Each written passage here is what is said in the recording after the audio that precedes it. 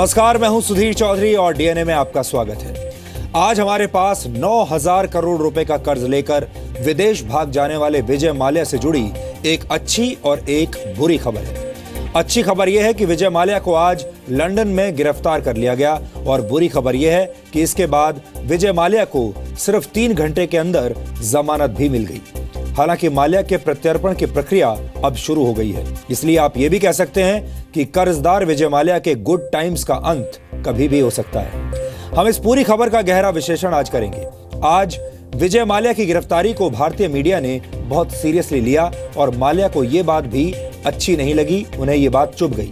विजय माल्या घमंड में इतने चूर हैं कि वो भारतीय मीडिया के चरित्र पर ही सवाल उठाने लगे। दूसरी तरफ विजय माल्या की जमानत होने के बाद विपक्ष के कई नेताओं ने खुशियां मनानी शुरू कर दी। खासतौर पर कांग्रेस के नेता इस बात पर मन ही मन खुश हो रहे थे कि माल्या की गिरफ्तारी और प्रत्यर्पण का श्रेय अब मोदी सरकार को नहीं मिलेगा। लेकिन कांग्रेस को इसके मुकाबले अपना सारा ध्यान अमेठी और रायबरेली पर लगाना चाहिए। आज हमारे पास कांग्रेस पार्टी के लिए एक बुरी खबर है और वो खबर यह है कि कांग्रेस के अध्यक्ष सोनिया गांधी और उपाध्यक्ष राहुल गांधी 2019 का लोकसभा चुनाव हार सकते हैं।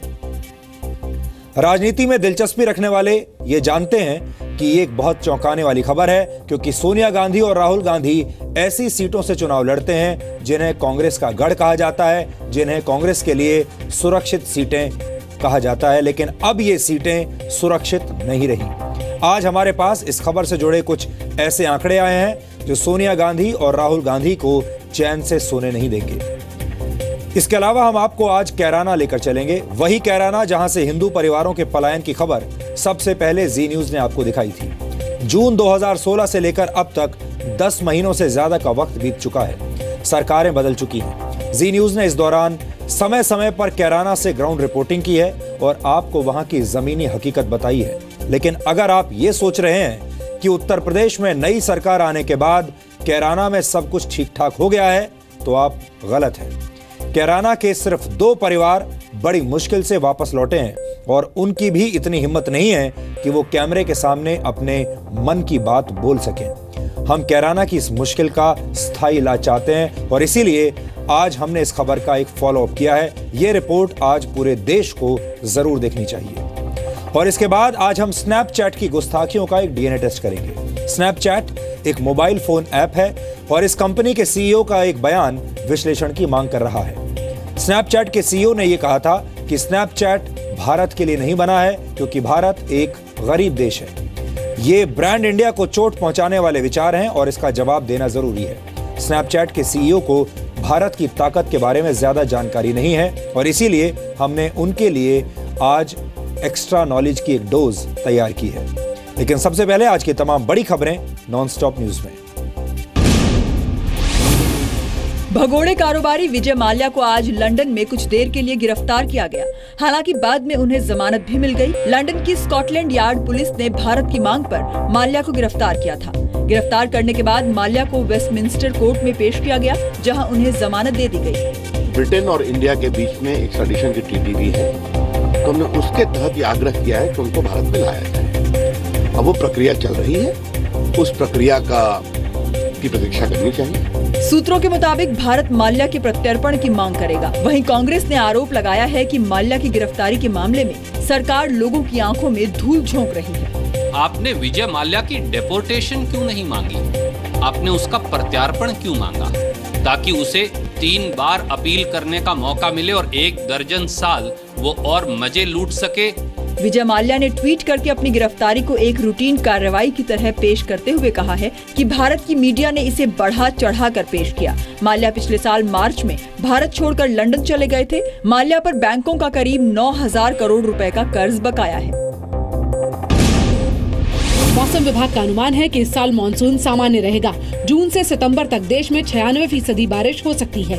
2017 के दक्षिण पश्चिम मानसून का ये पहला अनुमान है। जून की शुरुआत में मौसम विभाग दूसरा अनुमान जारी करेगा, जिसमें बताया जा सकेगा कि किस इलाके में कितनी बारिश हो सकती है। अगस्त से अक्टूबर के बीच अल नीनो के असर से बारिश कम होने की आशंका है। 96 ±5 जो 4 महीने का टोटल रेनफॉल का क्वांटम है। रेनफेड एग्रीकल्चर होता है, पल्सेस है, ऑयल सीड्स है, सीरियल्स है, वो जो है रेन डिपेंडेंट है, जो वो सब के लिए भी अच्छा रहने की संभावना है, जैसा पिछला 2016 में रहा था। योगी सरकार की तीसरी कैबिनेट मीटिंग में आज फसल बीमा योजना और ई टेंडरिंग समेत 8 प्रस्तावों को मंजूरी दी गई। बैठक में फैसला लिया गया कि यूपी में 20 नए कृषि विज्ञान केंद्र खोले जाएंगे। फसल बीमा योजना के तहत 21 दिन में भुगतान का फैसला भी लिया गया है। बैठक में किसानों से आलू खरीदने और भ्रष्टाचार से बचने के लिए ई टेंडर के प्रस्ताव को भी मंजूरी दे दी गई। कैबिनेट ने विकलांग जन विकास विभाग का नाम बदलकर दिव्यांग जन सशक्तिकरण विभाग करने को मंजूरी दी। गोरखपुर एयरफोर्स स्टेशन के सिविल टर्मिनल का नाम महायोगी गोरखनाथ के नाम पर किया जाएगा, जबकि आगरा एयरपोर्ट का नाम पंडित दीनदयाल उपाध्याय के नाम पर रखने को भी मंजूरी दे दी गई है। राजमाता विजया राजे सिंधिया पर बनी फिल्म एक थी रानी ऐसी भी को यूपी में टैक्स फ्री किया गया है।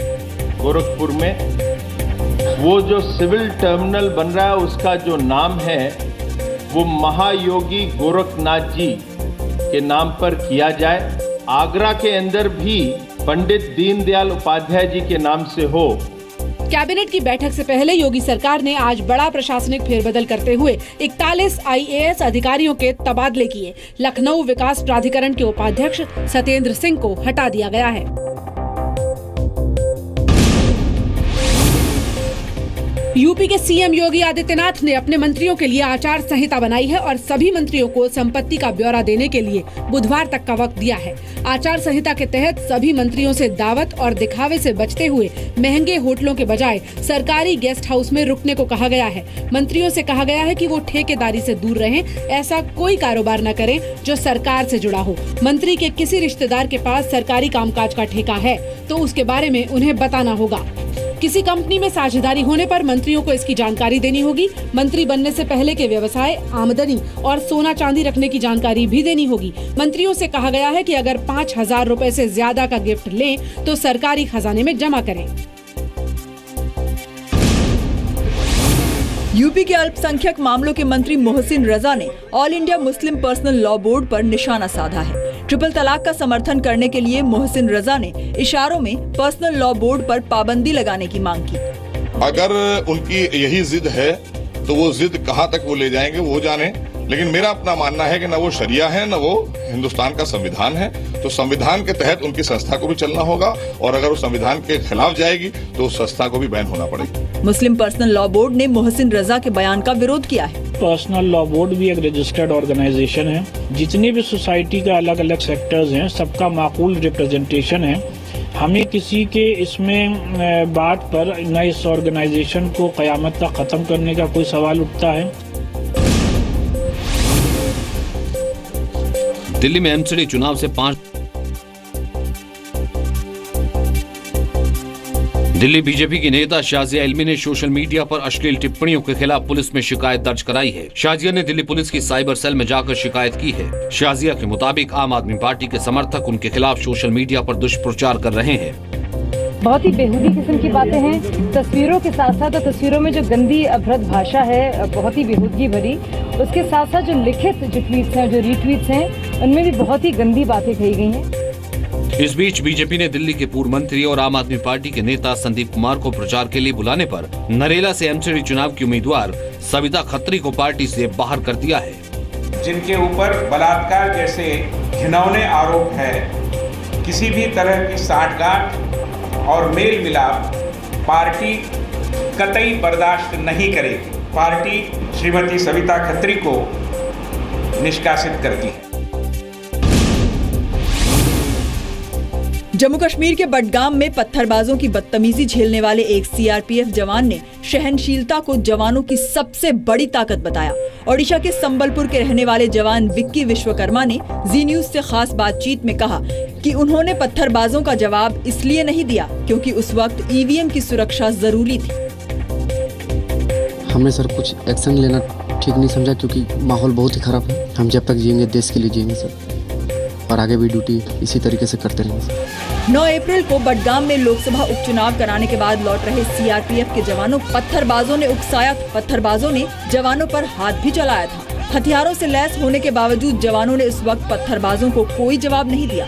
घटना का वीडियो वायरल होने के बाद पुलिस ने 5 पत्थरबाजों को गिरफ्तार किया।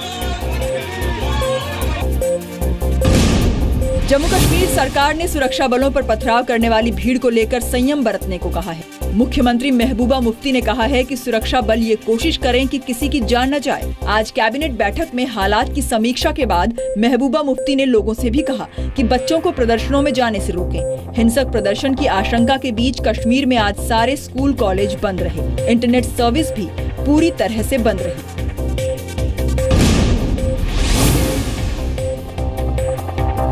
आईआईटी दिल्ली में लड़कियों के ड्रेस कोड को लेकर विवादित सर्कुलर को हटा दिया गया है। आईआईटी मैनेजमेंट ने सर्कुलर जारी करने से इनकार करते हुए इसे किसी की शरारत बताया है। आईआईटी के हिमाद्री हॉस्टल में लगाए गए सर्कुलर में लड़कियों को हाउस डे पर सलीकेदार और पूरे ढके हुए कपड़े पहनने की हिदायत दी गई थी। सर्कुलर पर वार्डन के सिग्नेचर थे।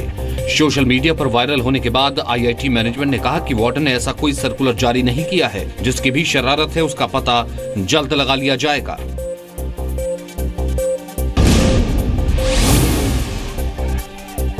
यूपी के मैनपुरी में पुलिस चौकी के ठीक बाहर एक महिला की हत्या कर दी गई। पुलिस वाले आरोपी के हाथ में रिवॉल्वर देखकर मौके से भाग गए। आगरा गेट पुलिस चौकी के बाहर वसीम नाम का शख्स पुलिस वालों के सामने ही अनीसा की पिटाई करने लगा। अनीसा भागी तो वसीम ने उसे गोली मार दी। जमीन विवाद को लेकर हुई इस वारदात में आरोपी वसीम, उसकी मां और उसकी बहन को जेल भेज दिया गया है। मौके से फरार पुलिसकर्मियों पर कोई कार्रवाई नहीं हुई।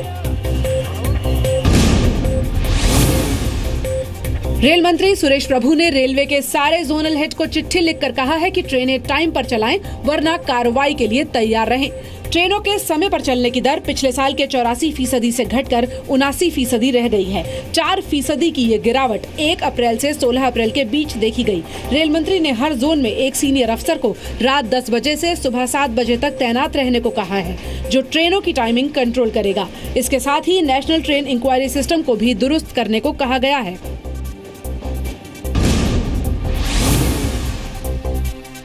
लगता है कि राज्यसभा सांसद डॉक्टर सुभाष चंद्रा जी मीडिया पर डॉक्टर सुभाष चंद्रा शो का फेज 2 जल्द ही शुरू करने जा रहे हैं। डॉक्टर चंद्रा ने कहा है कि देश में बहुत कुछ पॉजिटिव हो रहा है, उसे सामने लाना इस शो का मकसद है। डॉक्टर चंद्रा के मुताबिक वो ऐसी प्रतिभाओं को सामने लाना चाहते हैं जिनसे देश के छात्र प्रेरणा ले सके। अगली पीढ़ी को मोटिवेट करना कि वो अपने आप को कमज़ोर ना समझें, अपने आप के अंदर कोई हीन भावना ना रखें, जो कन्फ्यूजन उनके अंदर दिमाग में है वो दूर हो और वो खुद भी अपने आप को भी कामयाब करें और आगे आसपास के सब लोगों को कामयाब करें। जी मीडिया पर डीएससी शो का फर्स्ट फेज 18 करोड़ दर्शकों ने देखा था। जुलाई में डीएससी शो का एक खास एपिसोड पत्रकारों पर भी होगा।